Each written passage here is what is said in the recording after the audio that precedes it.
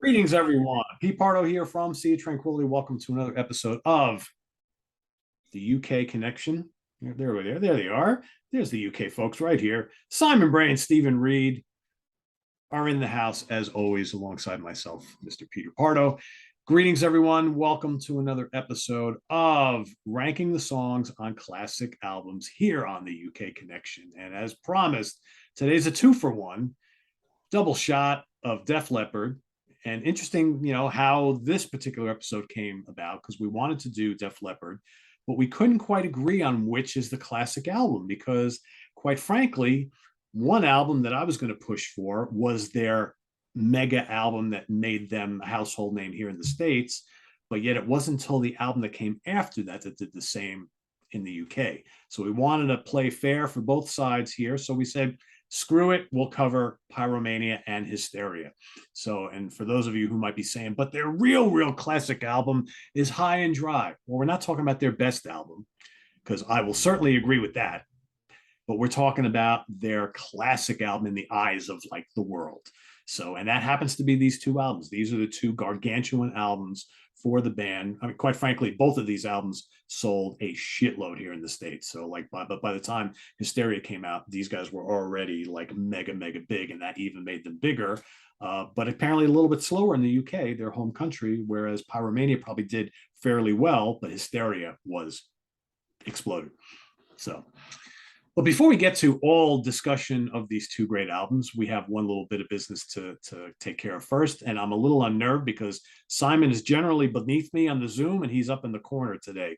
Very odd. I almost pointed to Steven and say, Steven, what is your beverage of choice today? But it's Simon, but Simon's upstairs instead of downstairs. So Simon, what are you drinking today?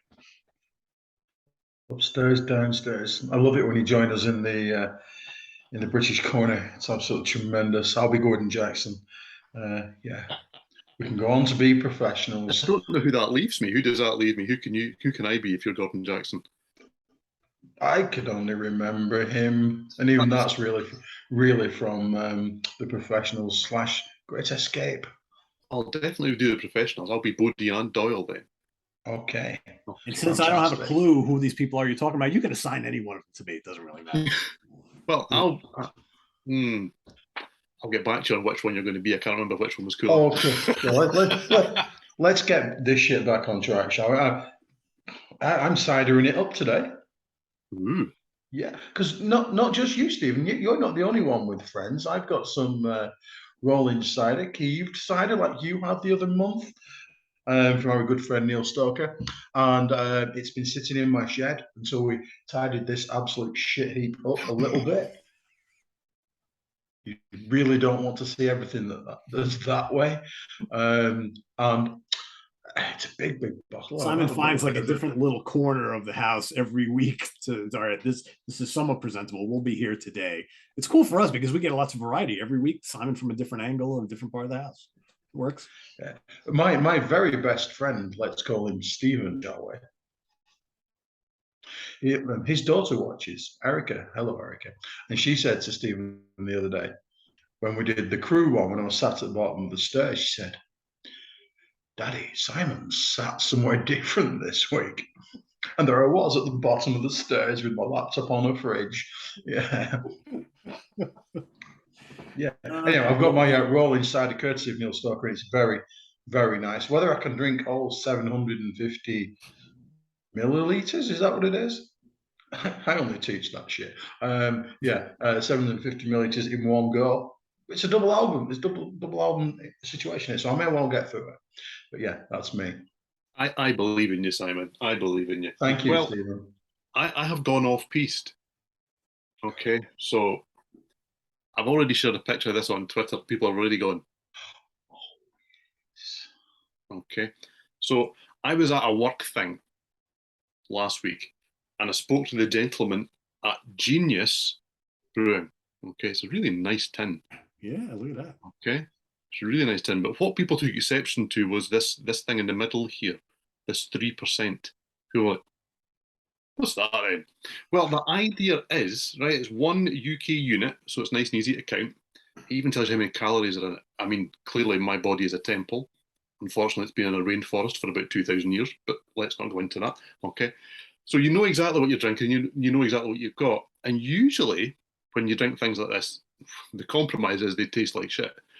That's the compromise. Now the gentleman at Genius Brewing promised me that my India Pale Ale would not taste, well, we didn't quite say like shit when I spoke to them about it, but they told me that it would be hoppy and it would be tasty. So it's definitely hoppy. That much I can guarantee you, because you can taste, you can smell that citrusiness off it straight away. It smells like a real beer.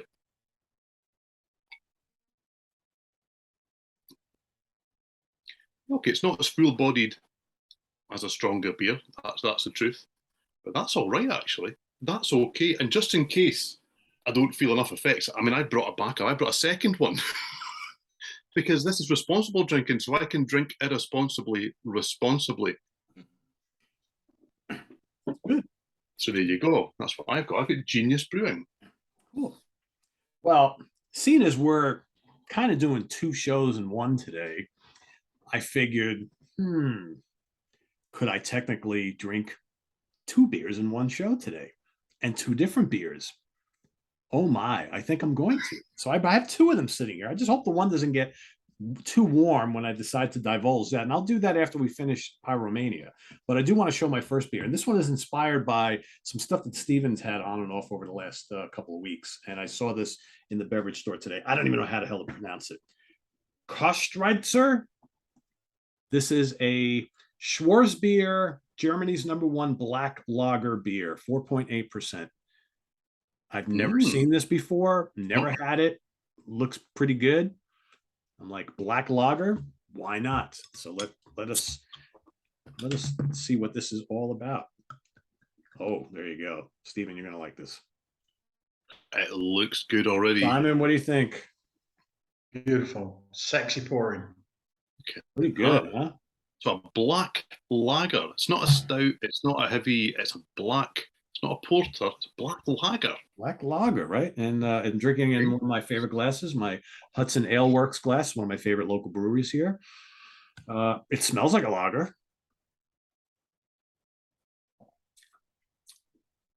That is really good. It's really good.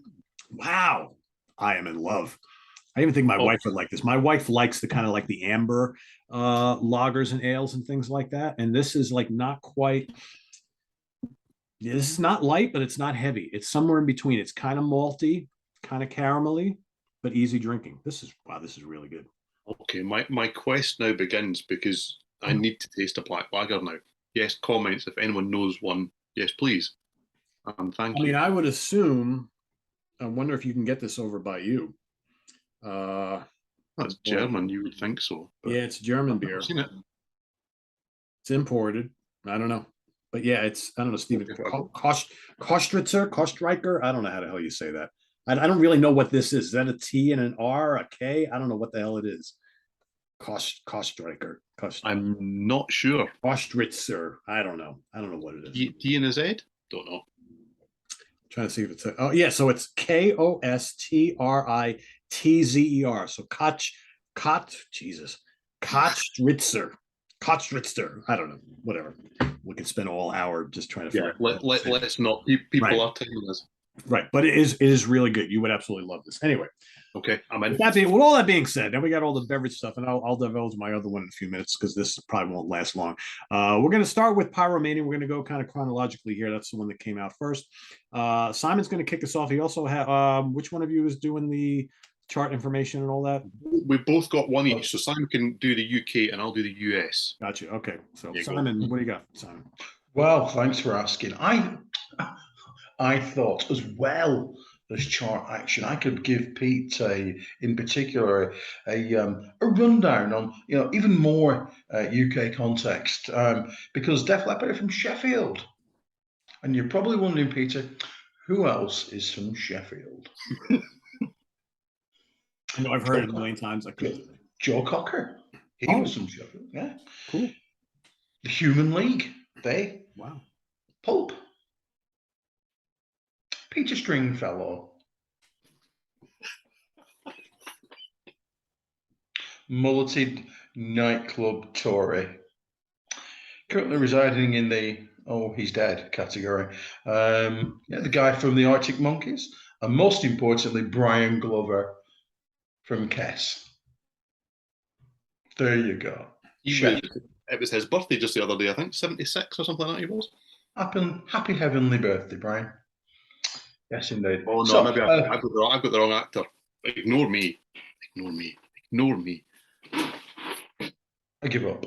Anyhow, back to 1983. Yes, interestingly, if you look at the charts for 1983, when the UK charts were in some ways kind of dominated by compilation albums such as Hotline, various artists on the KTL record label, which we remember, don't we, Stephen? Yes, indeed. See how many of these artists are still either popular or hanging around today. U2, number one with War, Michael Jackson. Thriller, number two. Thin Lizzy, 4. OMD, still around. Eurythmics, Toto, 4. Wow. The Thompson Twins. Spandau Ballet. I mean, you see how it's getting a bit worse, isn't it? How 80s is this? Oh my God! Wow. Quite. Yeah, it's unbelievably 80s, but not quite as 80s at number 11, which is Jane Fonda's workout record. I remember when that was all the rage. Oh my God. Yeah, very much so. Couldn't we all do with that now? Yeah. There was a world, though. There was a world in which Christopher Cross was still having hits. Yeah. In at number 14. Obviously, Stephen bought Lionel Richie, and just as this was the week that Pyromania peaked at number 18, and he was sandwiched between who are Mrs. Richard Clayderman, and Joe Jackson. Joe Jackson. Yeah. Absolute piano fest. So it couldn't have been much more of a 1980s fest if it had tried hard. But if I went down to 20, as far as 24, Incantations, Catch a Pipe, Pan Pipes of the Andes was also hanging around at that time. So what a weird chart that really was in the UK at that point. So would that be around the time that David Attenborough had the Flight of the Condor thing? Because that's when the panpipes were big. If you say so. I think so. That's what caused the panpipe thing to be a thing. Right. Yeah. Right. So over in the US, okay, it's a time to be alive. That's what it is. Okay. I was going to do the top of the Pops theme tune, Simon, but I was a bit late on it. So, anyway, so in the US, right, number one, Michael Jackson would beat it. Spent 22 weeks at number one that year. 22 weeks. Def Leppard's Pyromania got to number 2. It peaked there on the 14th of May, 1983. Okay, and this shows you the difference, and this is why we had this discussion, because it sold enough to be certified diamond. We don't need your platinums, diamond in the US. So we're looking at 10 million album sales. I mean, we're talking the real deal here. In the UK, it went silver, and you would think, well, yeah, that's quite a lot, 60,000. Okay, and this is why if you bought Pyromania in the UK, you were into heavy rock. If you bought Hysteria, you liked music, realistically. So the rest of the charts, album charts on that week were Journey with Frontiers at number 3, Men at Work with Cargo, Styx with Kilroy Was Here, their absolute top classic album, Pink Floyd with The Final Cut, their absolute top classic album, Men at Work with their second top 10 album of the week with Business as Usual, Hall & Oates with H2O, David Bowie with Let's Dance, or Bowie because I pronounced it wrong, and of course Lionel Richie with, he couldn't be bothered naming his album, Lionel Richie. That was your top 10 in the US. I know that I was living in the wrong country. And just to give people a little bit of perspective, 7 times platinum, 700,000 copies in Canada. Yep. And gold in France, 100,000 copies. So, you know, all told there, you got pretty close to 20 million records. Yeah. But well, it is quite amazing for me that it sold more in places like France. This is a UK band. Yeah. Because at this stage, I would suggest, and I would imagine Simon would agree, the UK press did not like Def Leppard. They did not like Def Leppard. This band were a sellout. They had focused everything at America. I mean, having Hello America on your debut maybe didn't help. But then doing what you need to do to break America and actually spending time there didn't go down well over here. So they were given a really hard time. And I don't think, in a lot of people's eyes over here, they've ever recovered from that. I don't think they've been viewed as a proper heavy rock band. They're lumped in with the Nawabaham, the new wave of British heavy metal, and they do not fit there at all. Never have, never will. But that hasn't helped either. But anyway, enough context. We're going to be here all night at this rate. I promise to stop. So Simon will kick us off with his bottom three favorites. So we'll go in chunks of three like we normally do. At least for Pyromania, that'll work. We'll have to probably do fours for Hysteria, I think, because there's two additional songs there. Yeah, so we'll start off with 10, 9, and 8 each, and then we'll go around. Okay. Let's do this. Let's do this relatively quickly, shall we? Because we're later than we should be. But anyhow, yes. 10, action, exclamation mark, not words. Meh. Okay. It's not terrible. It's just not memorable. It's just but for me, the very much the worst track on the album just screams B-side.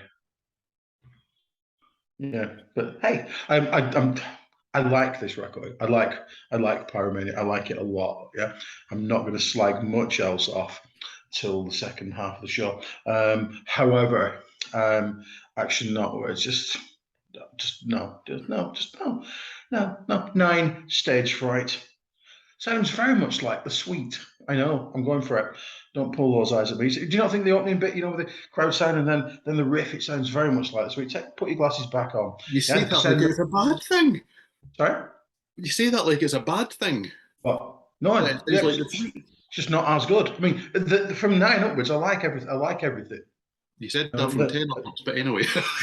it's just a word you put them. You know what I mean? Yeah. And over the last few weeks since I've been listening to this, it's just 9. Yeah, to me it sounds a bit like two songs knitted together. I'm not sure what those two songs are, but just not as good as the other stuff. 8's Coming Under Fire. I've never really understood Def Leppard. It has to be said, and I'm going to go on to misunderstand them properly in about an album's time. More of that shortly. But Coming Under Fire is actually like a proper classic rock song. It's definitely not Nawabum. Only really started saying that since I met you. Never said that before in my entire career as a human being. Definitely not new wave of British heavy metal.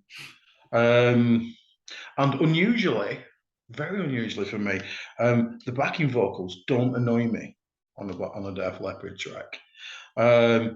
Great lyrics, Under Fire, Walk the Wire, Jesus Christ, boys, did we get the thesaurus out for that one?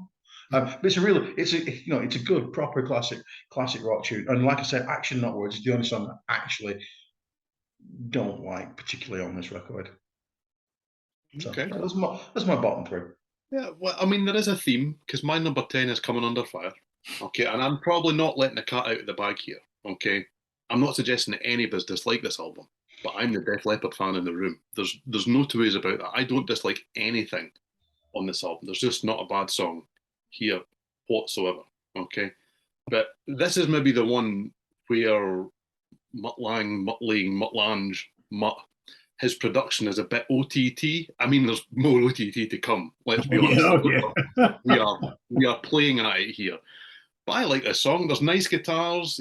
Phil Collins and Steve Clark. This is them together for the first time, showing what a powerhouse pair they were going to be. It's mid-paced and it's slow slung. I like it. Not a lot, but I like it. Okay. And then number 9 for me is Too Late for Love. I mean, I don't have a problem with this song, but my only issue is that it's not bringing on the heartbreak, because it's kind of trying to be, and they've kind of continued that across a lot of albums where really they hit it big with a fantastic slow song, and they keep trying to repeat that trick. This is the album Softy. It's a big lighter waver, and really more than any other song on this album for me, it signals where Hysteria is going to go. It's got that feel, it's got that tone. It is, and I like Hysteria. It's a little bloated. and it doesn't really excite me very much. And then I will, well, not quite echo Simon because he hates this song.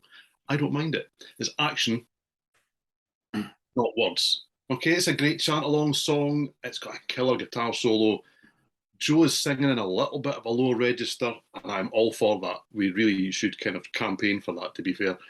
And I would suggest that he's as good as he ever got at this point in his career. He's kind of found himself, but he's singing kind of in an area where he's really comfortable most of the time. And I like him when he's singing like this. I like this song. And I think the drumming on it's excellent. Rick Allen, I think, is very underrated because of his story, which we'll probably cover a little bit more as the show goes on. And I think it's forgotten that actually he was and is a fantastic drummer. And Action Not Words really shows that. There's great little fills, there's little flicks. He's always right on the money, but he's always doing something a little bit more exciting. So that's my 10, 9, and 8. I have to think about that. Wow, we're going to be all over the place on this. All right, that's okay. I will say I like Pyromania. In listening to it again this week, I was like, man, this still, I think it holds up really well. You know, even though it's an album that I played a ton back in the day, and in more recent times, I really haven't listened to a lot. But you know, playing it this week, I was like, yeah, you know what, this is a really good album. My number 10 is Action, Not Words. That really, to me, is the only song on this album that's kind of very ordinary and average. There's really not a hell of a lot to say about it. It's the only really skippable song for me on this album, but it's not terrible. It's not terrible. It's just, it doesn't quite live up to the rest of the album for me. Number 9 is probably going to be a huge surprise to a lot of people. And maybe it's because I probably heard it more than any other song on this album. And I haven't liked it in a long time. And in re-listening to this album, I was kind of like, but it's a well-crafted song, and it's catchy as all hell. And it's Photograph. Yeah. Okay. I don't dislike it. I just don't really need to. I appreciate that it is a catchy song. However, it's not one of my favorites on the album. So that's number 9. Number 8 is Billy's Got a Gun. Good song. Billy's Got a Gun for me has moved the most in my ranking. It was much higher when I started it out. I've moved things around so much in this list, it's ridiculous. But I think Billy's Got a Gun is a really, really good song. I just think that some of the other songs are just a little bit better, but it could be higher. I had it up as high as number 4. Then it dipped down a little bit. It went back up. And then ultimately, after listening to this a couple of times, I'm like, all right, it's going to sit at number 8. Good song, though. Really good song. I know a lot of people really love it a lot, and I do. But it's got to, like Simon said, it's got to go somewhere. So that's my 10, 9, and 8. Action, Not Words, Photograph, and Billy's Got a Gun. I realize I'm going to be a little contrarian with some of my picks here, to coin a Martin Popoff phrase, because I think some of my top couple of songs is not what most people would pick. But that's okay. Such a fine line between contrarian and wrong. So let's move along, shall we? Yeah. My 7 is Fooling. It's really solid mid-pace stuff. Really nice full guitar sound. Like it. I like it. As I'm going to go on to say in the next album, one of my very favorite sounding records of all time is Back in Black. So why do I not like much of any of Hysteria and some of this? Why is that? But I really like the guitar sound. Oh, go on. Because Angus would have gone if he tried this with AC/DC. I think Pyromania is as close to the Mutt Lange production on those first two AC/DC albums he worked on than anything else. Quite frankly, I don't think Hysteria sounds anything like his production on the AC/DC stuff, nor this album. I think Hysteria is in a weird place as far as listening to them back to back, as we all have done over recent days. I can see more links now with hindsight, and there are signposts from Pyromania for where Hysteria will go. I mean, by signposts, I mean they're way in the distance. You can't read them; they're far enough off, but you can sense it with hindsight. Without it, when Hysteria came out, I can understand why a lot of people kind of went, who? Yeah, I think the production on the guitar front is fairly similar. For me, where Hysteria goes overboard is on the vocals. I think it's so overproduced on the lead and backing vocals. I think there's more, but we're getting ahead of ourselves here. But I think there's more than just the vocals. Yeah. Frankly, this is Simon time.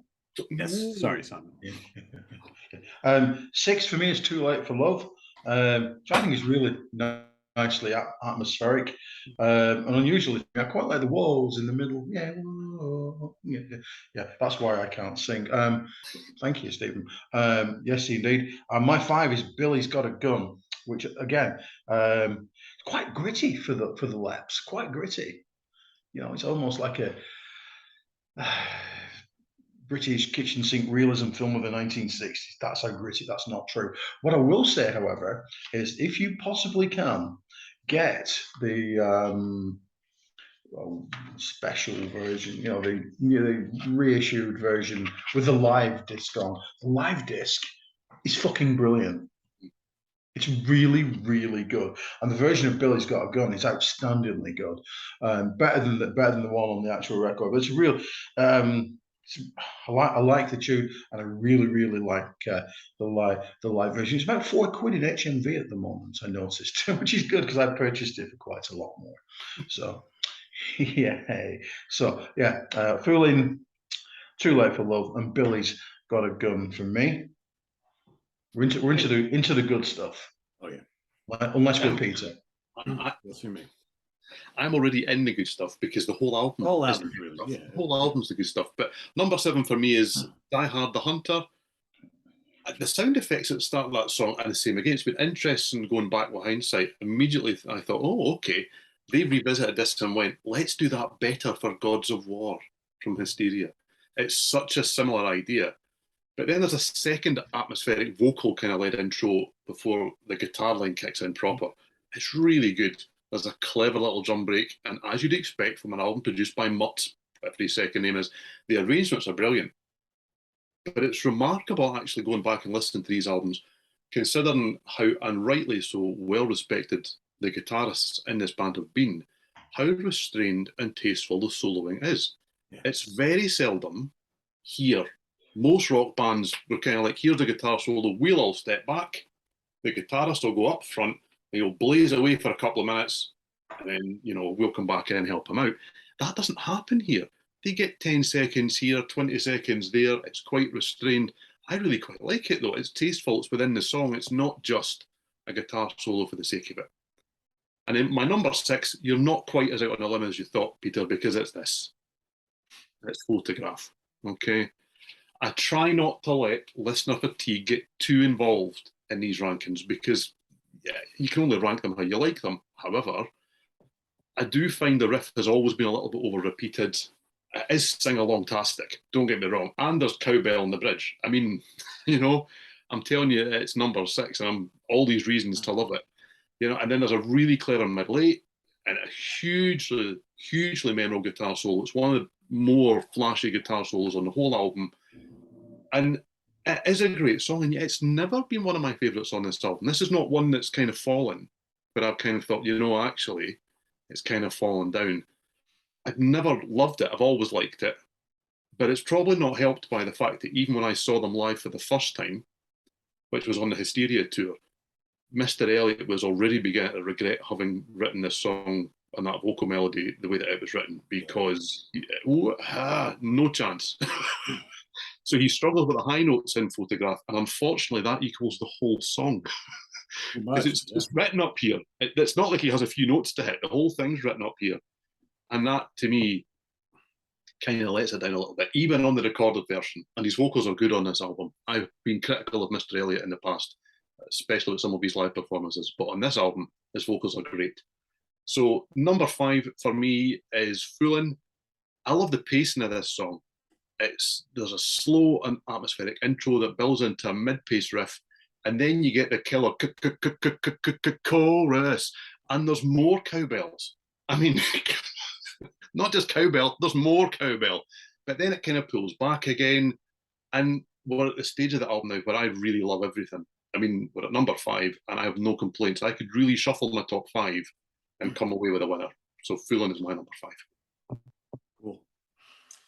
All right, well, as you can see, I didn't quite make it halfway through the show. So I will now introduce my second beer a little early. Pumpkin Party Pumpkin Ale. Never had this before. That's a change of pace, Peter. It totally is. It's from Portland, Maine, which is a place that I went to last year. And this is brewed and by Lone Pine. I went to that brewery. I just noticed that now. And it's weird. It's a pumpkin ale that's only 4.2%.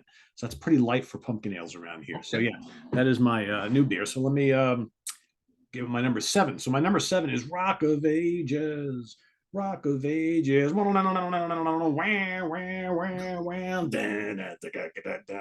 Very memorable guitar solo on that. Maybe not the most technical solo in the world, but very, very cool. I like Rock of Ages. Fun song. Fun rocking party anthem. Dig it quite a bit. Number 6. I like Stage Fright quite a bit. I think there's some really good riffing going on. It's a good, hard charging, hard rock song. I dig it. I find, for me, this album has great deep cuts for the most part. And Stage Fright is one of them. And my number 5 is another really memorable song. It's the first song I really got into on this album, Rock, Rock Till You Drop. Another great sing-along hard rock anthem. Yeah, this isn't new wave of British heavy metal at all. Arguably, you might be able to find a couple tracks off the first 2 albums that could be considered some, but I think they came out during that movement, but they never really were. And I think obviously we've heard from the guys themselves that they do not consider themselves at any point in time were ever a part of any heavy metal movement, but just a really good commercial anthemic hard rock band. Yeah. And this album is full of party anthems. So yeah, Rock of Ages, Stage Fright, Rock, Rock Till You Drop, all really, really good songs. That's my number 7, 6, and 5 as I pour my Pumpkin Party.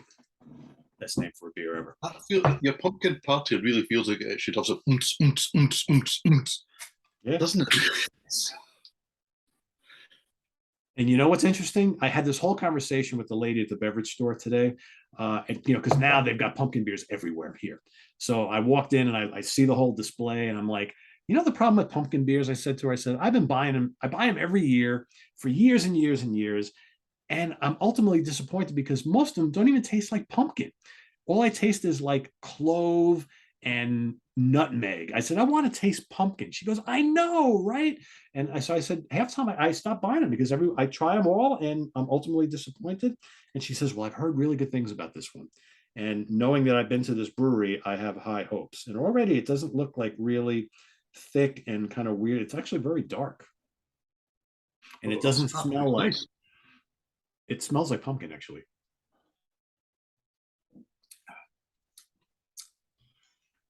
There's a lot of clove and nutmeg in that too. Oh, well. I was hoping, man. I was hoping. It's not bad. It's not bad. But, man, I want to taste some pumpkin. Pumpkin's got a nice... Peter, that lady will tell you anything to buy a beer. Yeah, I know. But I mean, there's the Imperial pumpkin ales that are like 10% and everybody swears by them and they're more expensive. So this was just one of the newer ones. And like I said, it's pretty good though, actually. It doesn't hit you over the head with all the pumpkin spices. But that's, it's a little cinnamony. It's good.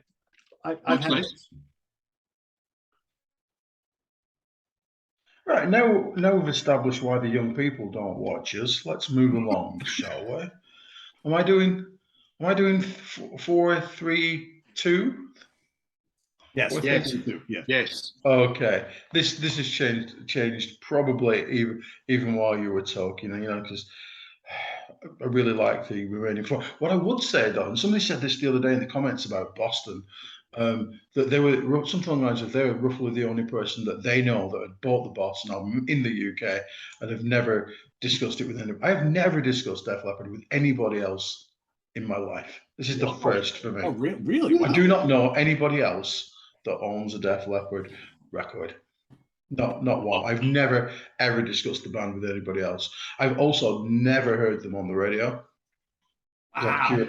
I've curated my own life for the last 30 odd years. Never. So, I have not, definitely not overplayed any of these songs. I think you've never seen them then, Simon, no?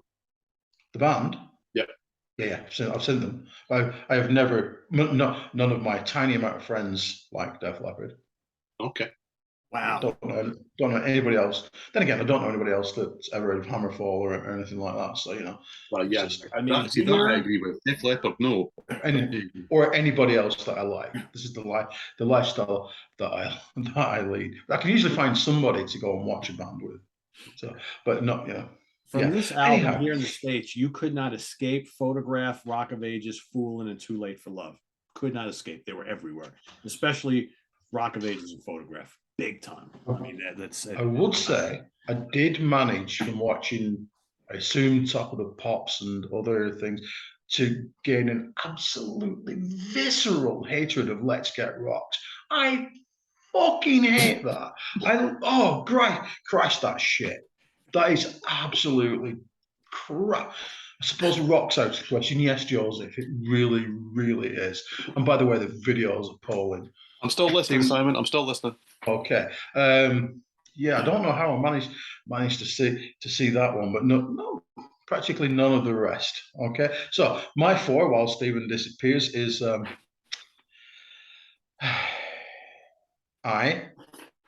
see what he did there. You bought that? Yeah, absolutely, I did. Hold on. Oh, there it goes. That's my respect for you. Going out the door. So, the dark. The B-side's killer as well. Really good. I just wouldn't know. I very much got off the Leopard train probably fairly shortly after this record.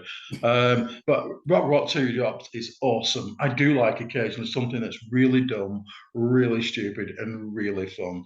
And exclamation mark, rock, exclamation mark, open parentheses till you drop, close parentheses, just tune. Absolute tune. Anyone say that these lads can't punctuate?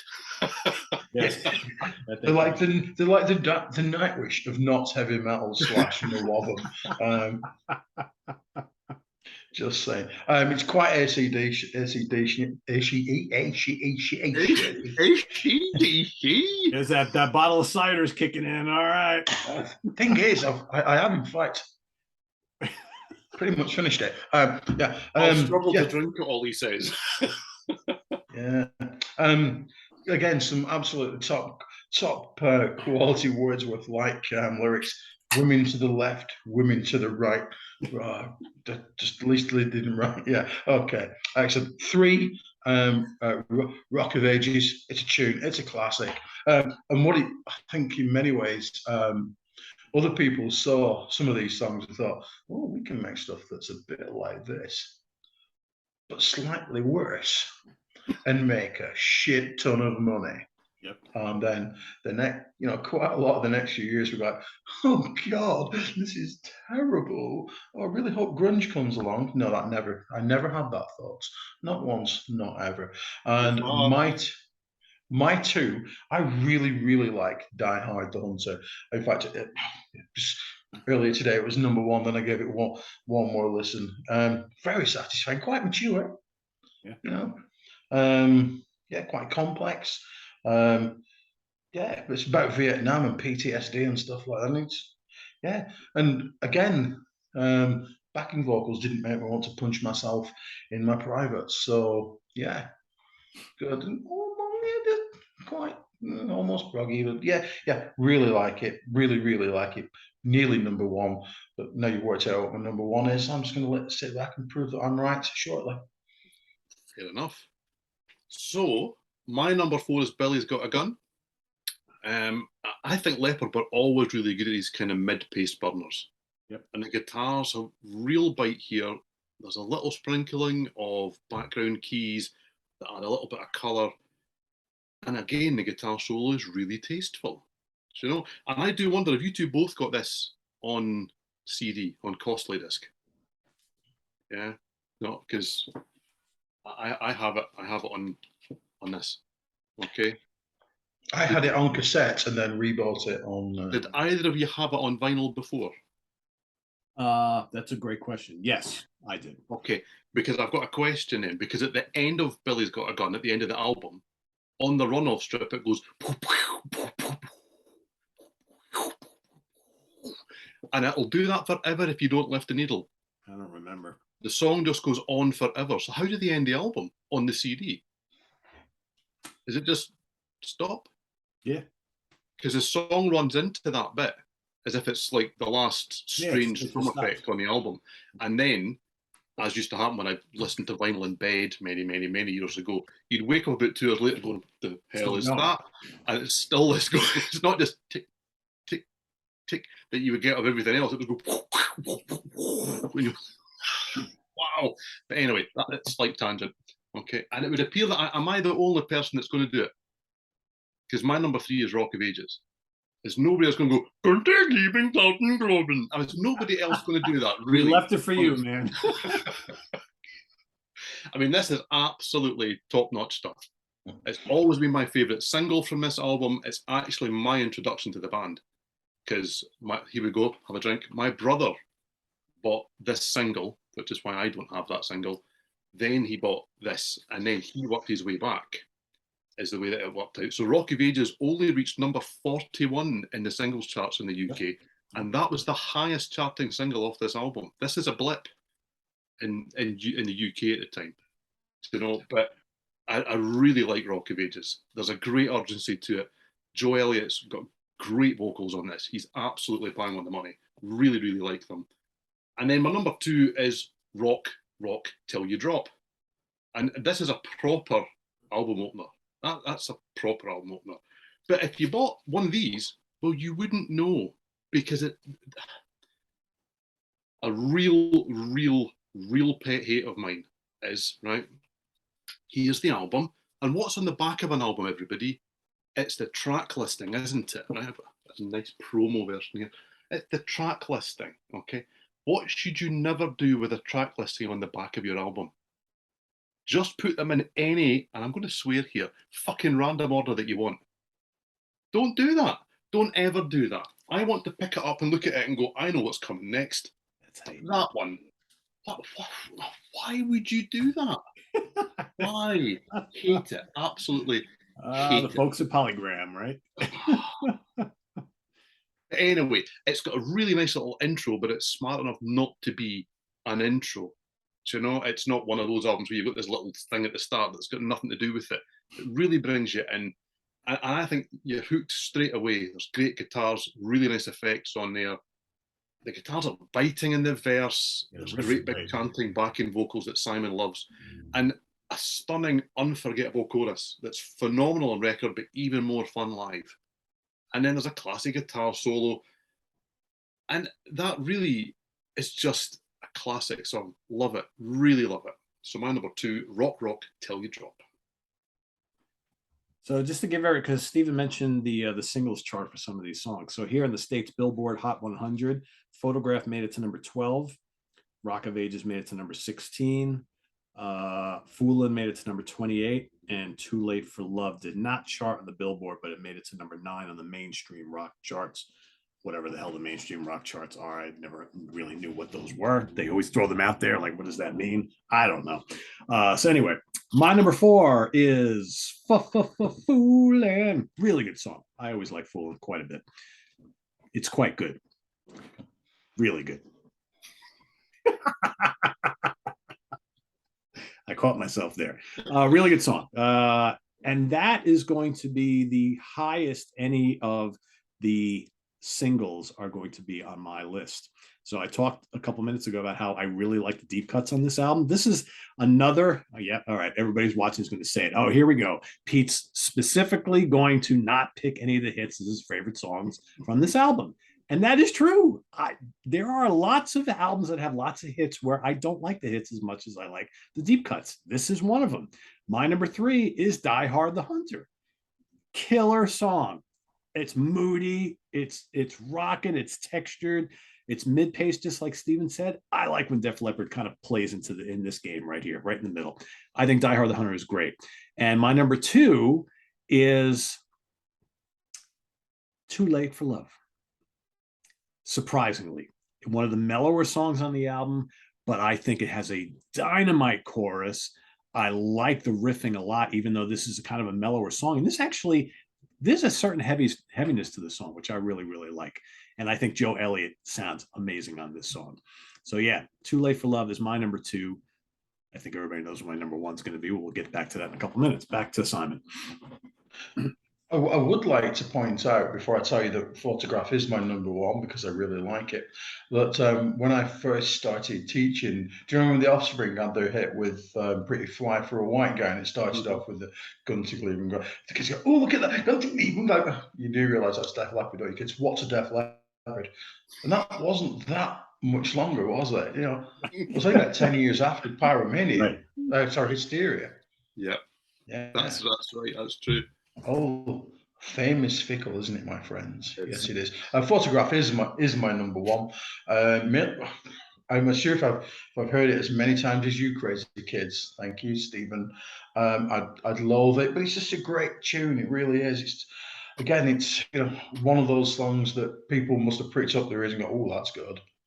And how many vocalists wrote themselves vocal lines without thinking what they'd be doing 40 years later? Well, to be fair, quite a few. Yeah, I think so. Quite a few is the answer to that. As we like to call it, all of them. Pretty much. Yeah, it's just a really excellent poppy metal tune, and it's my favorite song on the record. And I don't have that I've heard it every 3 seconds kind of thing that most people do, because I hear it when I want to. There you go. Much as Mrs. Simon says, I play the same shit over and over again when I like it. So you get to choose how often you listen to these songs, but Mrs. Simon doesn't. More of that on the next album. There you go. Okay, fair enough. So my number one is Stage Fright. I think it's probably the hardest hitting song on the album. It's upbeat, it's urgent, got a really great riff, and there's excellent little stinging guitar breaks that are just, sitting in the background. I don't know if these were Steve Clark's idea or Mutt Lange's idea, but they're genius. They're absolutely brilliant, and you listen out for them. I adore the guitar solo in here. This one does have a bit of flash, but it's got lots of depth. It's for the song, and I really think that Def Leppard, prior to this, and they've continued on. I still like Def Leppard, everybody. Okay, I know that would appear to be a diminishing group, but I still do. But they've always been masters at building a song up, then kind of deconstructing it mid-song, and it really breaks down to something else completely, and then they build it back up again. And I really think the pacing of the songs is really important across this album. As an album, when you get the track listing right, I think the album really runs together. It's been really thought about, that there is a journey, something that will be continued even further as we move on. But it's really good. It wallops you around the chops, this one. And there's just so good. Really like it. It's a fun favourite of mine when they played it live as well. Really love it. It's the Stage Fright. It's my number one. Is it any wonder you got me coming under fire? Number one. So I know you guys don't really care too much for the song. I love Coming Under Fire. For me, this is the song that reminds me the most of the first two albums, and there's some kind of stylistic similarities to like Highway to Hell era AC/DC on this one. I love the chorus.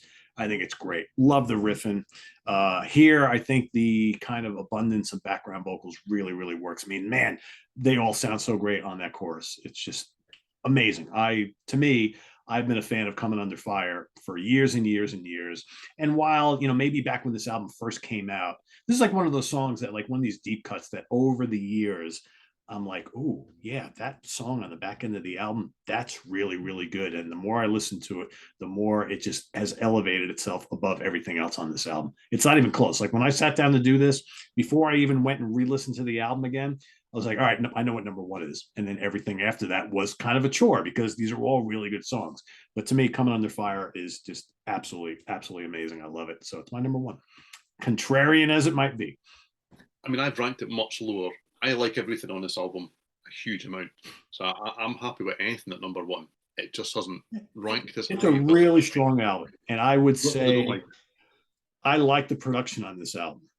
Is it quite different than High and Dry? Yeah. But I think it really works here. Whereas I think where they're going with the next album, it doesn't quite work for me like this. It's just, to me, it takes one step too much into a place that doesn't really sit well with me, but we'll get into that starting now. So you guys want to do the chart stuff first, and then we'll go to Simon with Hey, okay. So in the UK, Hysteria charted at #1 for the chart 23rd August 1987 to 29th August. It beat out hits #6 by various artists. New Order's Substance 1987, an Elvis compilation. Stephen's favorite, Introducing the Hardline According to Terms Trent there D'Arby, you go. Yeah, TTD. TTD. Lots of Madonna albums. David Soul. Oh no, sorry, he wasn't there. Which is disappointing, isn't it? Really, really is. Lots of soul music around at the time. Luther Vandross, Alexander O'Neill, Curiosity Killed the Cat. Weren't they fucking shit? Oh, Yes, they were awful, weren't they? and Bad Hats as well. yeah. Bruce Willis. Ah. But interestingly, quite a lot of stuff that may well or may not feature on future episodes. Dream Evil was charted in the same week. Slippery When Not Very Good was also, just saying. Fleetwood Mac, Dire Straits. Yeah, quite a lot of stuff that Marillion, Clutching at Straws was still in there. So, quite a lot of stuff that still resonates today, and Terence Trent D'Arby. Love it. Okay, so now this is important, everybody. Are we listening? This album was released in the US on the 3rd of August 1987, but it reached #1 on the 23rd of July 1988. We're nearly a full 12 months down the line, and it's purely down to Pour Some Sugar on Me just going boom. Is what it's down to, because they really, with everything that happened, it had taken so long for the album to come for obvious reasons that I felt like people had forgotten about them to a huge kind of extent. And then Pour Some Sugar on Me really happened for the band, and it went ginormous. Okay, so it did 12 times platinum, because there's not you can't say diamond for 10, it's not diamond plus 2. So we just go back to platinum, would appear to be the way that we go with this. And on the day that it got to #1, the week it got to #1, 23rd of July 1988, it did spend 6 weeks at #1 in the US, but over 3 stints. It was interrupted by Appetite for Destruction. It was interrupted by You Get to Roll with the Baby by Steve Winwood. And it was interrupted by Tracy Chapman with her self-titled album. So it kind of got to #1, then slipped, and got to #1, then slipped, and then got to #1 again, which is unusual as well. But on the 23rd of July, its top 10 mates were, and there's some good stuff here as well, Van Halen with OU812, which is an awfully titled album, but there you go. The Dirty Dancing soundtrack, Appetite for Destruction, A Different Conversation, Faith by George Michael, that's an okay album, everybody. Roll With It by Steve Winwood, Tracy Chapman, Sade, Stronger Than Pride, Poison, Open Up and Say Ah, there's an absolute classic for you. And Bruce Hornsby in the Range with Scenes from the South Side, which I do really like. I have to, yeah, absolutely. Diddling, diddling, diddling. That's really good stuff. And I'm going to add a little bit of personal context to this, because this album is called Hysteria, supposedly, because Rick Allen likened the journey that he'd been through after his car accident and then having his arm amputated, and then everything that went on and the media coverage that it got, and the fact that his life became a circus for such a long time. He likened it to hysteria. So that's where the album name comes from. But on a personal level, Def Leppard were a huge part of my life on the lead up to this album. We listened to the first 3 albums over and over and over in our house. And we had kind of got to a point where this album had been delayed, even prior to what happened to Rick Allen. And you kind of got to that point where you think, it's never going to happen. It's never going to happen. So we bought this, my brother bought this on day of release. And it was a glorious sunny day. I remember this all these years later. We actually moved back in the day when I just had a separate record player with speakers that came off the side. And we moved it onto my windowsill in my bedroom. And we went out in the garden and we played football. That's soccer, folks. In the sun, whilst having this album blaring all day. And it was a huge event for me, and it stayed with me ever since. So there may be some hate coming for this album, but not from me. And just to add a little bit more context here, so this was 4 times platinum, 280,000 in Australia. Diamond, 1 million units sold in Canada. This was a big album in Canada as well.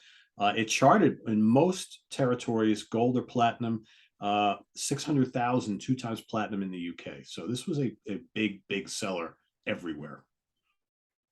And yeah, people waited for this for a long time.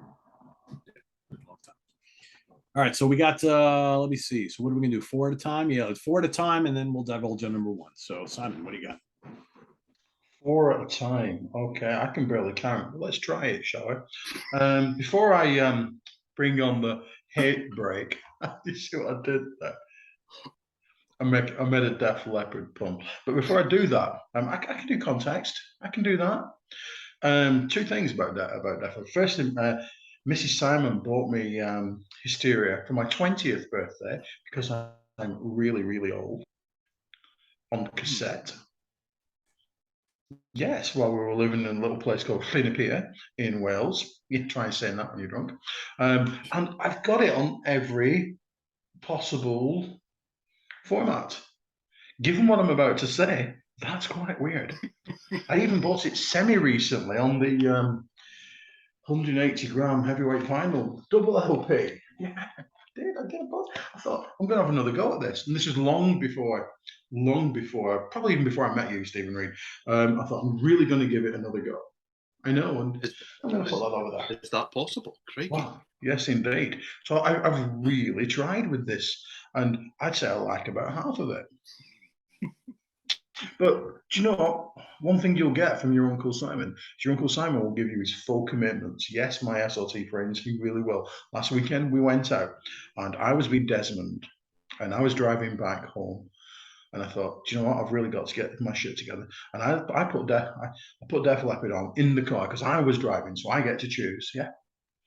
And Mrs. Simon said, why are you listening to Def Leppard? I said, well, it's this, it's for next week. And she went, and I think this sums everything up. I like Def Leppard. And Mrs. Simon is one of those people who doesn't really like music. She's just got it on. Yeah? Yep. Do you know what I'm saying? Yeah. Okay. She doesn't. I have one of those too. You're not alone. She doesn't obsess about anything like I do. I don't think she's ever read a liner notes in her life. She couldn't tell you who played bass or which. Are we married to the same woman? I think, because this sounds awfully familiar. Yeah, she loves Huskies, and she's busy, and those flights cost a lot of money. I guess so. Yeah. So yeah. Anyway, let's go for it, shall we? Number 12, Excitable. Nope. Whoa! Can I just say that you just did the intro there? Excitable. You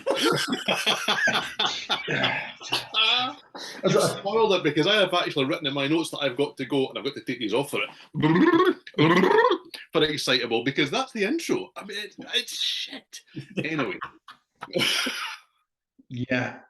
As I said to you off air last week, I seldom get this far on this record. I didn't really know that some of these last 2 songs kind of existed because you know. How many formats do you have? How many formats of this album have you not got to the end of? Well, at least 3. I don't think the fourth side D or whatever has ever been touched yet. Anyhow, if you just know Excitable, execrable, yeah. Look it up. Look up in the dictionary, filler, and there it is. Going, look at me, I'm just filler at the end of a record. You don't need to get this far. Same with Love and Affection. Oh look, we can write the song Hysteria again, and this time we're going to go right down the middle of the road. Yes, we are. Yes, we're going into Roger Whittaker territory. Just, yep. 10, Run Riot. Oh, it's so mild. No, we're not. We're not running riot. Not in the slightest. The only thing that I found remotely interesting about this song is that I noted that the riff was actually stolen, and this is a bit obscure, by Coming Down Tonight by 38 Special. I think they stole the riff for that. I just want to say. One more, I can do that. Don't Shoot Shotgun. Hate the opening 15 seconds. Dangerous. She's so really. Don't like it. Don't like it. It's AC/DC.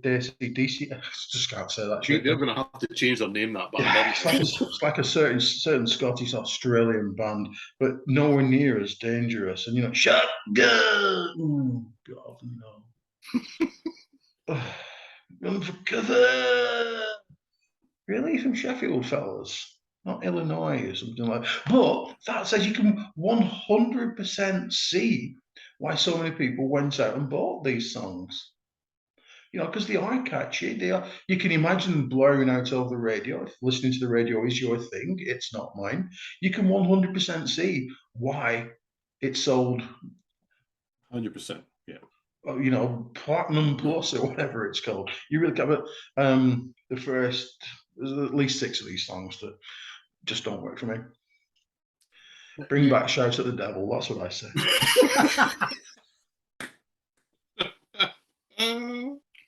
Well, you know what? I almost would agree with you on that.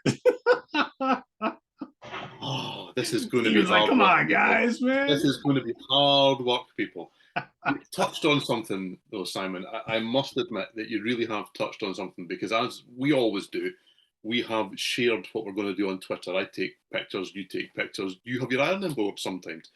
And the fascinating thing about this here, this thing, I will have it on one format, by the way, and it's this one, okay? But I do have other product, because I always do.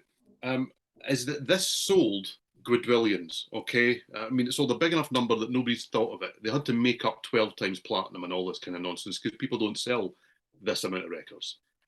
But when you mention on Twitter that this is what we're going to cover, everyone goes, yeah, I stopped at Pyromania, I didn't buy Hysteria, I don't like it. Well, everybody says that, right? Someone bought it. I mean, admittedly, Simon's bought it 40,000 times, so that helps. Okay, that will put the sales up. There's no two ways about it. However, maybe everybody's a bit like me, thinking, I really should like this. But before you do, one other thing that we pop on Twitter is about how often we're in charity shops looking at. You never see Def Leppard records in charity shops. No. Like you see Paul Young all the time, or Oasis, or you never see them. So people appear to buy them and keep them. Well, either that or they burn them. It's one or the other, I suppose. It'd be a bit harsh. I mean, I don't like it, but I wouldn't burn it. Well, I wouldn't burn it. I love it, but there you go. Okay. However, I don't love Excitable. I'm not going to redo the intro, because I'm sure it was absolutely unseemly the first time that I did. But it does go, are you excitable? Don't do that. Please don't do that. And especially don't do that when a fool like me takes his eldest daughter to see them live. Are you excitable? No, we're not. Look the other way. I really dislike that song. It's Leopards do pop, and they do it really well. And if anyone loves this song, I agree. It's a really good pop song. I just don't happen to like it, okay? And now I'm about to show my weakness for product, okay? Because my number 11 is Love Bites, okay? All right, so, and this was a single that really annoyed me. I'll explain more on that later, okay? So my main issue with this is it's not bringing on the heartbreak. Same again. They're just trying to reinvent the wheel that they did really well 2 albums ago. Do you know what? I mean, there's a cowbell here again. I should like this. There's 3 softies on this album, and it's at least 1 too many. It's probably 2 too many. And I think this one feels really calculated. It was a big hit. They do play it live, and people really like it. I don't hate it, but I don't love it. And if I do go and see them and they do play it, I am kind of thinking, they could have played something better than this. There are older songs to play. So yeah, my number 11 is Love Bites. Don't really like it. And then we've got Love and Affection. Okay, I mean, I much prefer Love and Affection to Love Bites. At least it's got some melodic guitars, and it's got a riff. And it's got some more forceful drums. Joe's singing more naturally here, which he doesn't really do on the slow songs on this album. Him and Mutt have sat down, and Joe has admitted this, and he's done this when he's done like production with other bands. He has explained that he was taught to go at the end of and all of these things to add a bit of, I don't know what, freaky weirdness. In these slow songs, I think it makes him sound a little bit like a stalker. I don't really like it. It's just I'm a little uncomfortable with it. So yeah, I don't really like the slower stuff. And I'm about to really be done with what I don't like, because I don't particularly like Armageddon, which is why I bought it, obviously. Okay. What upsets me, and I'm going to do this early, what upsets me is that I bought lots of these singles. They're meant to make a jigsaw. Okay. As we go through them, you'll notice that it makes a jigsaw. You can put these down on the floor, as I did lots of times because I was young and stupid. And you can almost make the album cover. I wanted the whole album released on singles so I could make the whole album cover, but this was the one where they went, hey, we ain't doing that. That's the end of that shit right there. That's Rocket that really ruins it, but we'll get to that one as well. Okay. So, I mean, this is just such a bad pun. Armageddon, I don't really care. Please don't. You know, it's the lyrical cheese factor that is absolutely off the scale. I will put it out there, by the way. B-sides, Billy's Got a Gun Live, brilliant. B-sides, Ring of Fire, brilliant. B-sides on these singles are so good. Better than some of the stuff on the album, and I like this album, people. Okay? But there are guitar bursts on this song that are really good. I like the way the guitars kind of talk to each other.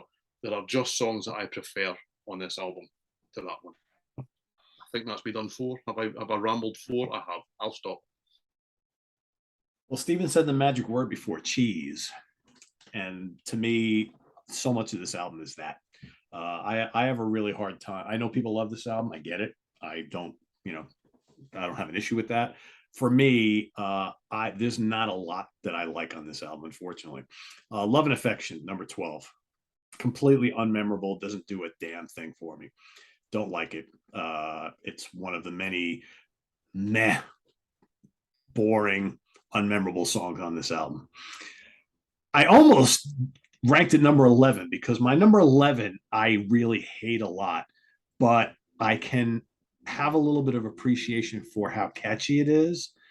But along with like You Shook Me All Night Long, I never, ever, ever, ever have to hear Pour Some Sugar on Me ever again. I really dislike that song. But the reason I don't have it as my number 12 is because I can at least appreciate it on one level, right? Because I can appreciate a bit of catchy poppy songcraft. I personally, though, I never want to hear that song ever again. Number 10 is Excitable, which doesn't excite me one bit. Number 9, Love Bites. No. Shut up. Don't like it. No, don't like it. There's too many kind of ballady songs on this album for me. And I remember going back to when this album first came out. All of a sudden, like all the ladies were in love with Def Leppard. Oh my God, they're so good. Oh, that song. And I'm just kind of like, yeah, but what about those like first 2-3 albums? No, yeah, you like this better. Okay, yeah, whatever. So so Love Bites, number 9, Excitable 10, Pour Some Sugar on Me 11, and Love and Affection. There's more that I don't like on this album, but those are clearly the bottom of the barrel for me. So back to Simon. 8, Rocket. Nope, not a fan. Thank you. I'm a fan of about the first 3.5 minutes. Yeah. And then it goes into Burundi drum mode and it completely loses me. I read somewhere in my extensive research where they said we were trying to do something a little bit different. Well, holy shit, Adam Ant was doing that about a good 6 years earlier, wasn't he? Am I right? You know I'm right. I have never connected those two. You are right. I know. It's just much. 3.5 minutes of Rocket, and I'd be on board. 6 minutes, nope, gone. 7, Women. So previously, women were, and I quote, to the left and to the right. Now there's lots of pretty women. Yes, lots of them. Now for a long time, I thought it said women, lots of real women, just in case they thought they were mannequins or something like that. And real pretty. How could pretty be doesn't sound real? like pretty to me. It sounds real women. It's not No, real. Not real. That's what I thought. I thought he was saying really women, because that's what it sounds to me. There you go. See? Women. It's like, all right, whatever. Yeah, same. This is one of the places where the kitchen sink production really irks me. Too much. Yes, too much. I just love the production on much of this record. I really do. But now we're up to the stuff that I can either tolerate or really like. Are we ready? just I like in your case. toleration. Just in case. I'm going to go as far as like 6. Pour some sugar on me. It's dumb. It's stupid. I haven't overheard it because I live my own little world. Yeah. Popular song with strippers, I believe. I've never seen a stripper. Well, that you know. I mean, one may have walked past you at some point. Yes. I've never been in a place where they would hang out. Quite possibly. 5 Gods of War. Poppy, but quite heavy. It's not much like the first 2 albums, is it? No. Really, it just really isn't, is it? And again, it's always good to see how a band evolves. And the way I did this was by stop listening to Def Leppard. Immediately I heard Let's Get Rocked. So I have no idea how they've evolved after this. Stephen? Me? I'm fine. I'm all good. Everything's good here. Thanks. Thanks for asking. Thank you. All good. I like Gods of War. I like all the 6 songs I'm about to mention that they're in the top 6. But they've definitely evolved at this point. Yes. Yep. There's no other ways about it. Yeah, and I chose to evolve in a different way as well. Fair enough. So is that 4 you've done? I'm confused. Yeah, I've got 4, 3, 2, and 1 left. 4, 3, 2, and 1. Right. Okay. So my number 8, and it kind of tells you where I am with the slow tracks, is Hysteria. Okay. You've got Right Into the Sun on the B-side, by the way, people. Go out and buy these singles. They're readily available in all good record shops. Okay. Live shots on the back. Yeah, look at props this, for that. Look at this. Yep. I mean that's Mean and Moody. Look at that. Mean and Moody. Look at that. And that's cool right there. Yep. That's what that is. But there you go. Yeah. Hysteria. This is my favourite of the slow or ultra slow songs on this. I actually think that this one's got a bit of atmosphere, it's got a bit of emotion. There's really clever guitar stabs in the back of here. I do wonder, I mean, obviously there was a journey with Rick Allen and creating the drum kit that he dreamed up when he was still in his hospital bed, having lost an arm for a drummer. Do you know? Life changing in every which way. So much respect for the guy. Really do. And for the band for waiting for him. Yeah, absolutely. I mean, I believe, and I don't know if this is correct or not, but I believe that when they first went on tour with this idea that Rick would still be part of the band, and I think that they were still a bit uncertain, and he definitely was, that Jeff Rich, who was in Status Quo, they would both come out and play drums. So they were just kind of playing along with each other with the band at all times during the show. And they got to a venue, because they were still just doing warm-ups and small shows, where they literally just could not fit both kits on the stage. And they all kind of looked at each other and Jeff went, "You're up, mate." And that was where it went from there, was, he got on and did the whole show and they went, well, we can do this. But I think at the stage of this album, I do wonder how much, when you listen to certain songs on this where the drums are massive and they're clearly doing things that a drummer with all 4 limbs at the top of their game couldn't do. It's, it's overdubs and it's samples and it's recording it 12 times over and layering it together and all these various things. How much did the process they went through to make this sound for Rick Allen? Because it's much more organic now, and he's playing basically, real drums most of the time these days, with obviously he's still got his pads and things on the floor.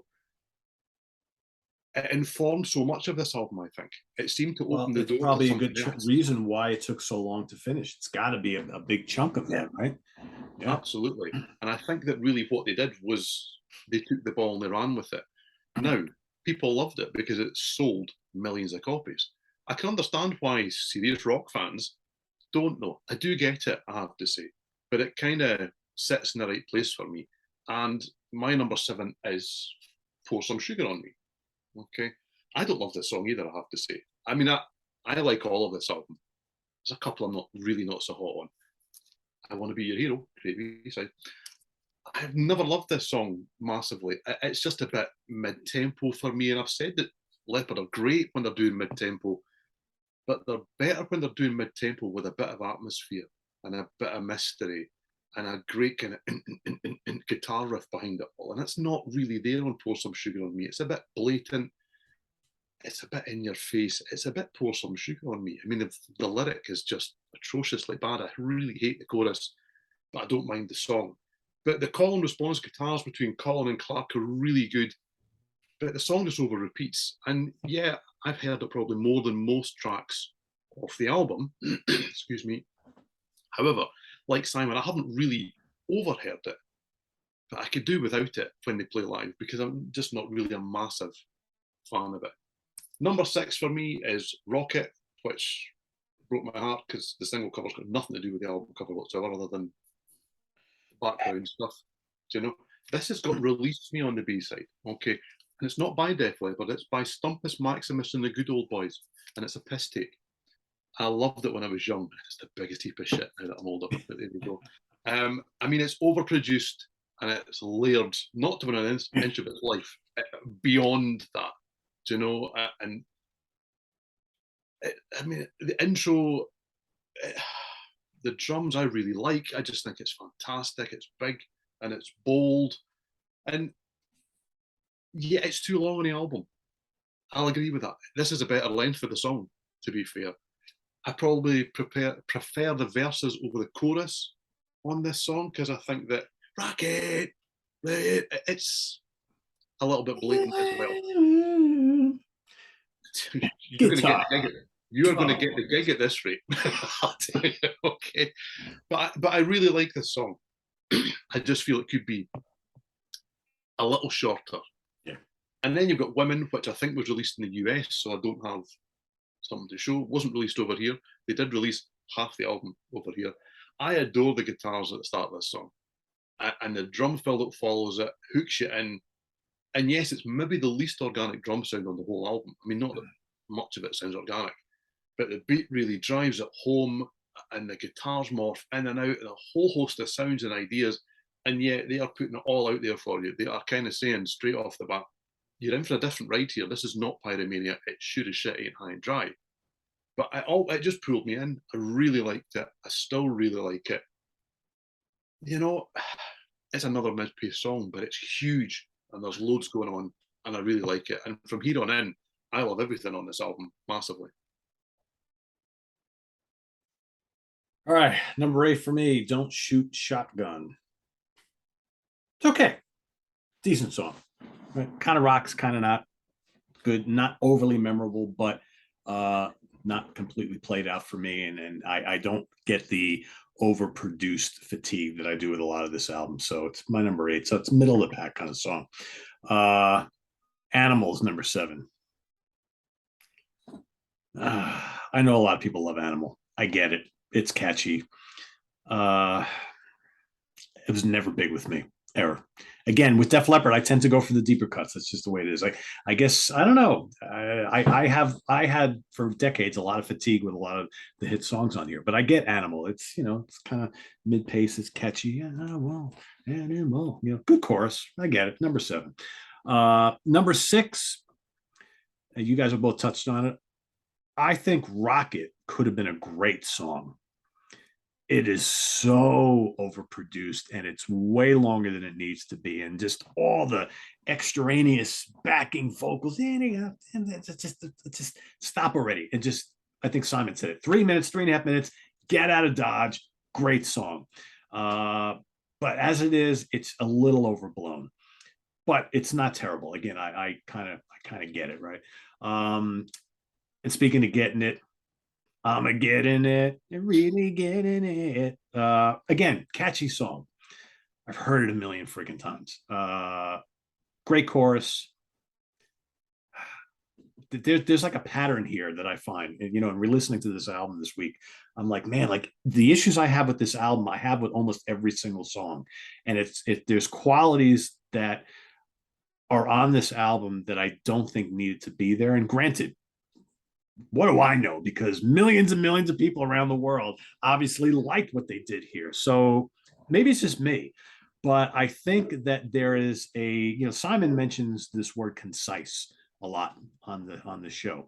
And that's a great, for me, there is something about a Pyromania and a High and Dry from a production standpoint. There's a much more concise way of putting these songs together and layering them that I think works great on those two albums. And for me, does not work on this album because it's not, all of a sudden, it's not concise anymore. There's all this fluff in there. Let's make it pretty. Let's make it big and bombastic and all these layers. And to me, I get lost in that when it comes to this band. So a lot of these songs that everybody seems to love, I'm just like, no thanks. So that is my number 5. Am I going 4, 3, 2? Finish them up. Oh, excellent. 4, Love Bites. I'm a huge fan of a big ballad. I do like a big ballad. Don't know if I've ever mentioned that. Yeah, on the rare occasion when I can be bothered to write for the webzine at the moment. Thank you. It's actually quite a dark song, is this? You know, interesting lyrics. Thank you. Can you put your phones away? I'm the Marillion of Sea of Tranquility. Yeah. It is quite a dark, dark song. Nice fluffy tune and weird ass lyrics. When you make love, do you look in the mirror? Who do you think of? Does he look like me? What the fuck? Yeah, I don't know. Yeah, it's weird. Hello. Weird. Sorry. What? Hello.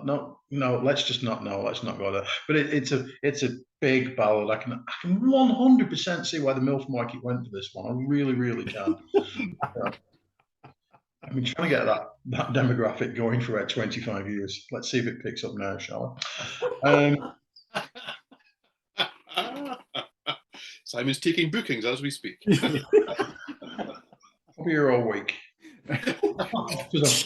I'm actually in Poughkeepsie right now. There you go. As am I, right? It's like number 3, Armageddon. Come on, I think I love a good pun. It's lyrical genius. I really like it. It makes me grin, and that's good. Now, you know how you now think I mishear every lyric ever, or every essay. He does at some point say, "Come on, Steve," doesn't it? Yes. Yeah. What if he was called Trevor? Or, Reginald or something? It's just a bloody good job he was called Steve, isn't it? Come on, Steve. I think you would probably have said, "Come on, Steve." Come on, Trev. It's just not going to work, is it? It just really isn't. But yeah, I really like Armageddon. Armageddon, because it's like a bit like Armageddon. 20-year-old me quite likes I that. never realised that. Oh, even though you mentioned it earlier. Anyway, let's move along. Number 2, I really like Hysteria. I think it's really grown up and quite mature, and it reminds me of the Police. Yeah. Yeah, okay. The lyrics aren't terrible. It's great, proper, mature pop music, as indeed is my number 1, which is Animal. It's a great single. It's proper melodic rock. It really is. And very much where I was thinking, wow, I really hope that's where they go from here on in. I hope they don't release anything called Let's Get Rocked. and then they do. Yeah. I'm a sucker for a gimmick, and I do like Disappeared. Oh. Don't worry, I'm back. There you go. Bray has left us. Tragically, well, you see, I'm in my hotel room here in Poughkeepsie, and the internet's not all that it could be. Yeah, I really like the false ending, like a horror film, where it stops and then comes back for 15 more seconds. I like that. I think it's a tremendous single. I really do. And yeah, it's my favorite song on what many people are calling Hysteria. There you go. Hysteria. I concur. Yeah, thank you, Peter. That was good. Hysteria. Yes. Thank you. Okay, so yeah, my number 4. Anyone that's keeping tabs of me holding up the 7-inch singles will realise I don't have many of those left. So yeah, I'm kind of like the deeper cuts here as well. However, they appear different deeper cuts. So my number 4 is Run Riot. It's because half that album was released as singles. I think it's fascinating that some of the really strong stuff actually wasn't. Do you know? I think this is, for me anyway, the one that maybe feels most strongly linked with Pyromania. I think that there's really cutting guitars on here. The drums are more straight up. I think there's a harsher vocal attack, which I really like. The opening guitars are absolutely fantastic, and Joe's really going for it. There's an urgency about this song that some of the other ones that were big hits for me, they lack a little bit. It's great stuff, great energy, and I really like the chorus on that one. It's not over-egged, which some of them on the album undoubtedly are. Number 3, this used to be my favourite on the whole album, is Don't Shoot Shotgun. It's, okay, I mean, I know this, run for cover, don't shoot, shoot. I like all this nonsense. I actually, sorry, Simon, I like the fact that it's like a concept album with zero concept. Most of these songs, don't laugh, run into each other. I like the kind of the bridging moments and various things. And yes, there are songs like Rocket where that kind of seems to actually permeate into the song. They kind of lose sight a little bit of those are meant to be the moments that join everything together. I really like the pacing of the whole album as I sit down and listen to the end. Simon, you listen to the end. Track 10? Pardon? Track 10? That's right, track 12. I really like all of it. I really do. I just think I really like the pacing. And you're absolutely right. I've always thought I actually probably prefer the back, which they had as their stage floor when I saw them on this tour, over the front, because I don't really like the facey bit, I have to say. But I've always, you're right, it's got a dark feel about this album. The production's kind of dark. And I know it's really bright and poppy and all that kind as well, but it is dark. I've always felt like this really represents the sound of the album in many ways. It all feels very cohesive to me, the whole thing. I really do. But yeah, Don't Shoot Shotgun, I love the chorus. The vocal arrangements are brilliant on this song. And there's a really great guitar solo. There's not a lot of really great guitar solos on this album. And Steve Clark is rightly heralded as an excellent guitarist. And yet by this stage, he's not quite getting to show it as much as I would like personally. But he does on occasion, and he definitely does on Don't Shoot Shotgun. So I've always really liked that. My number 2 is Animal. This meant a huge amount to me. As I say, my brother went and bought Hysteria on the day it came out. Here we go. I can pinpoint little sections of my life. I was ill the day this came out because I was going to go to Gold Rush in Perth and I was going to go and buy this on the day that it came out. So my mum was sent to buy this from Gold Rush. I've still got this on day of release. Tear It Down on the B-side, by the way. Absolutely brilliant. Revisiting old tracks and updating them for these. And I just absolutely love it. Do you know, I'd listened to Def Leppard so much up to this point that actually having something new from them was absolutely massive. I love the way the song is constructed. All those little kind of clean guitar bits, cha-ching. I listen out for them all the time. I still air cha-ching when they're on. And I really like it. Cha-cha, the double drum beat that's there every few bars. I listen out for all of these little hooks. They absolutely work for me. The chorus is superb. The guitars are doing so many different things. And for a guy that I have really given a hard time to over the years, if you read some of my live reviews of Def Leppard, I'm not convinced that Joe can sing anymore. Love you, Joe. Okay. He's fantastic on this song. He's absolutely fantastic. And Simon has already mentioned it. That little false ending that is totally needless. And I'm back in every time. I am back in every time. I wait for it and I sing as it comes back in. Can't help myself. It's genius. So obvious, so easy. Genius nonetheless. And that leaves Gods of War as my number 1. It was one of my least favourite songs when I first heard this album. But I love that bass line. We've not mentioned Rick Savage once in all of this. I mean, you look at the photographs of him, is there a good one here? Rick's a stuffed mannequin and everything. He's just, it's not, I mean, obviously these are photographs, so everyone's standing doing something stupid, but Rick always just seems to kind of like, he's just got that look about him as if someone's kind of gone, take the photograph, then he's still going, he's just, there are few, honestly, you're going to go and touch him and he'll just fall over, right? Yeah. It's like Alan Lancaster on Top of the Pops for Status Quo. It really is. And go look throughout the whole career. Most of, not the live shots quite so much, but even some of them in latter years, it is honestly as if someone just kind of picked him up and going, okay, Rick, you stand there. For how long? As long as we tell you, I'm happy. And it's a bit of bass line at the start of dun dun dun dun dun dun dun dun dun dun dun dun dun. Love it. Absolutely love it. The guitars are really dirty on this. Yes, there's higher pitched vocals, but they're really good. And I love all the sound effects and samples that are here. They just get bigger and bigger as the song heads towards its conclusion. They're excellently placed. amazing through headphones as the helicopter goes and all these various things. And I really just think that it was a band being very daring. Who else was doing anything like this at the time? It is rock music, it is poppy music, but it's really clever and it's really been constructed. And I know that for a lot of people it's been over constructed, but to be able to do that and make it ginormous, I mean, it's turned them into superstars, downright superstars. And arguably, there will be some people who disagree, but probably not very many. They've done all their best work up to this point already. And I've bought every album. I like every album. I like slang. Okay, I don't care what anyone says. I like the new album that came out this year. I really like everything in this discography to a greater or lesser extent. I'm not telling you it's all fantastic. There are ups and downs, as with every band. But I really love the fact that they were daring on this album and they didn't just do another 10, 12, here's the song, here's the verse, here's the chorus, let's move on. They dared to do something different and it worked for them. So yes, I love Hysteria, I really do. Unashamed. There you go. Nothing wrong with that. Nothing wrong. All right, my number 4 is Run Riot. I like that song. Good mid-paced rocker. I kind of dig it. Again, it's the chorus is pretty good. It's not like one of the most genius of hooks on the album, but I'm okay with that because I don't always, I like some of the moodier tracks and things. I think that's a pretty good song, pretty upbeat. My number 3 is Women. Lots of really pretty women. Good song. Good riff. I like the riff a lot. I think it's one of those songs that could have been even heavier if they would have just tweaked the production a little bit, but good song. I like the chorus a lot.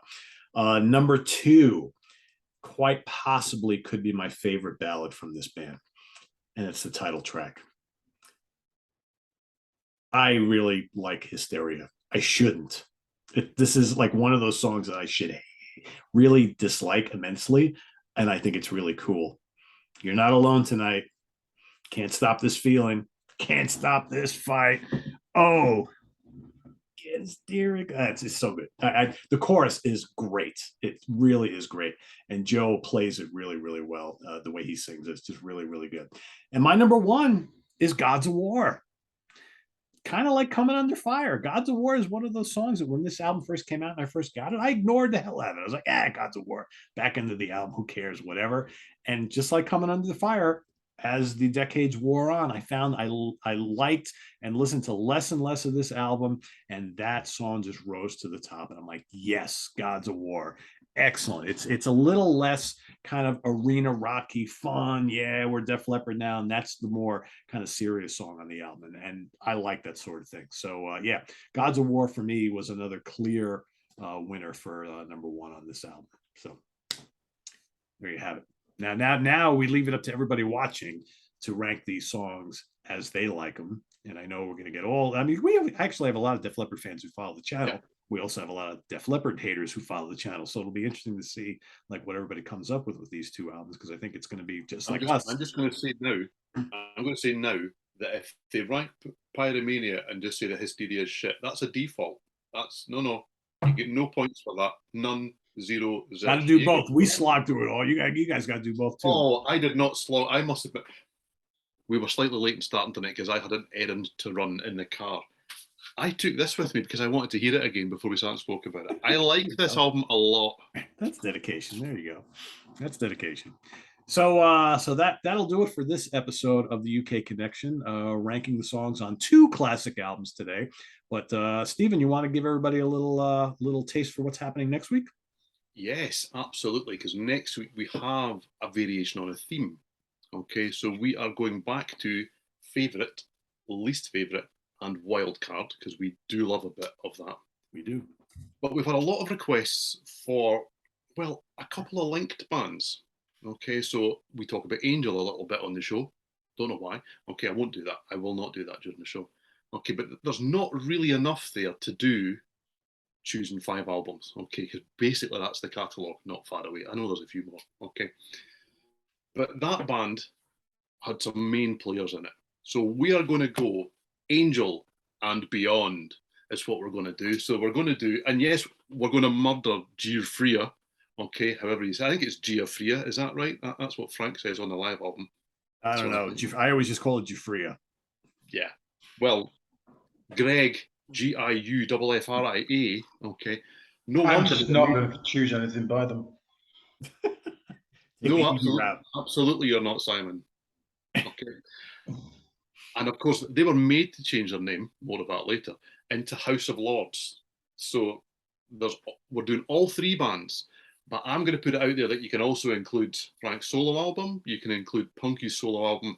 I may pull some things from slightly wider than that for the wild card as well, because there are so many musicians that have gone through the ranks of these three bands that there's just a phenomenal amount of offshoots and little bits and bobs and side projects, and these guys work together and all those sort of things. We'll keep it pure, I think, for favourite and least favourite. It's going to be Angel, Giuffria, and House of Lords. And after that, choose any of it. It goes wild. So yes. Let's do homework now. There's lots to listen to. And I promise I won't choose a Frank Zappa album because they have a song called Punkies. I won't choose that. I promise. I promise. I'll be good. I'll keep it in line. And if anyone just says in the comments, "Oh, I don't like any of those three bands," well, because if that's the case, you don't like prog, you don't like bubblegum, you don't like glam, you don't like AOR, you don't like pop rock. I'm finished now. There we go. So yeah, it's Angel Family Tree Day next Saturday, a week from today. So favorite, least favorite, and wild card albums from any of those bands that are associated with Angel. So that's coming up next week. And for all of you who are not at Sea of Tranquility Fall Fest, I'm not there either because I'm here. No, just kidding. I'm actually there. I'm not here. I am here, but I'm not here. It's complicated, folks. But for those of you who are there and wondering what's going on with the UK connection while you're over there, I'm there with you and not here. So, man, this is crazy. Anyway, join us next week here on the UK Connection and visit us on the web at www.seaoftranquility.org. We're on Facebook. We're on YouTube. Simon's in Poughkeepsie in a hotel. But, of course, we're here all together all the damn time. For Steven Reid and Simon Bray, or, yes, wherever we are. We'll see you next week, everybody. Take care. I'm Pete Pardo. Bye-bye.